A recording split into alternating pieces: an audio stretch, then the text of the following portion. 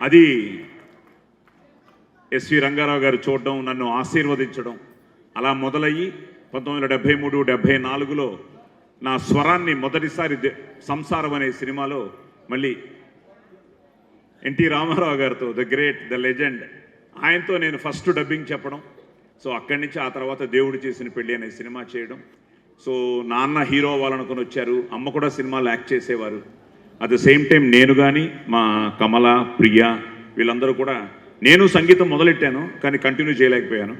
మా తమ్ముడు బాలమురళీకృష్ణ గారి దగ్గర సంగీతం నేర్చుకున్నాడు రవిశంకర్.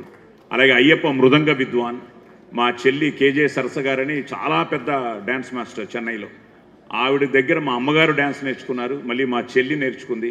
మొన్నే తనకు కూడా తమిళనాడు గవర్నమెంట్ కలైమామని అన్నది ఒక చాలా చాలా పెద్ద అక్కడ తమిళనాడులో, అది కలైమామని బిరుదు కమలకి రావడం, ప్రియాకి రావడం.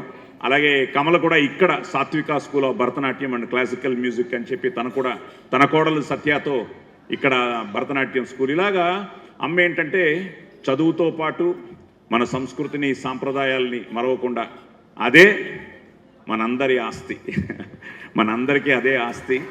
ఇందాక గురుగారు చెప్పినట్టు ఎన్నో విషయాల్లో నాకు పూర్వీకుల దగ్గర నుంచి నేను ప్రతిరోజు పూజ చేసుకుంటాను.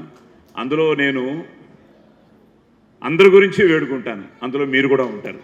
ఎందుకంటే అందరూ బాగుండాలి, అందులో మనం ఉండాలి అనే కోరుకునే మనస్తత్వాన్ని మా అమ్మగారు చిన్నప్పటి నుంచి, బాబు నువ్వు ఏమిచ్చినా ఏం చేసినా తిరిగి మళ్ళీ నీకు ఏదో విధంగా నీకు వస్తుంది అని మా అమ్మగారు చెప్పేవారు. అలాగే జీవితంలో ఎన్నో విషయాలు అలా జరిగాయి. అలాగే ఈరోజు నేను ఈ జనవరి 9th నా ఫస్ట్ సినిమా రిలీజ్ అయ్యి 50 ఏళ్ళు అయింది. ప్రపంచ వ్యాప్తంగా సన్మానాలు అందుకుంటున్నాను, కానీ ఇది ఆత్మీయ సన్మానం.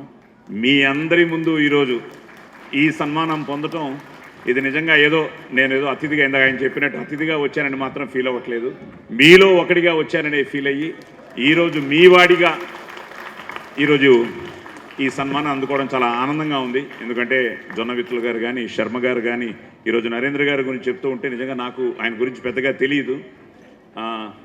సమాజం మానవ సేవే మాధవ సేవ అని, నిజంగా సోవాల్ లవ్వాల్ అన్నది, నేను సాయిబాబా గారి భక్తుడిని కూడా. సో నిజంగా ఆయనది కూడా ఈ సంవత్సరం 100th బర్త్డే. సో నేను ఆయన దగ్గరికి వెళ్ళిన తర్వాతే నా జీవన గమనం మారింది. ఎందుకంటే పోలీస్ స్టోరీ హీరోనేం కాదు. సో బాబా గారి ఆశీర్వాదంతో అమ్మ షిరిడి సాయిబాబా గారికి, ఎందుకంటే అమ్మ కరెక్ట్గా కర్ణాటక బార్డర్, బాగేపల్లి అని ఆ కర్ణాటక బార్డర్లో ఉంటారు. అమ్మ కూడా కన్నడ సినిమాలు చాలా యాక్ట్ చేశారు.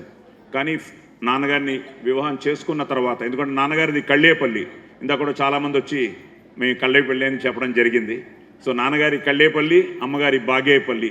సో మాకు తెలియకుండా వాళ్ళిద్దరూ పెళ్లి చేసుకోవడం, మేము పుట్టడం, ఈ ప్రాసెస్లో, ఈ గమనంలో నాకు మళ్ళీ లైఫ్ ఇచ్చింది కర్ణాటకనే.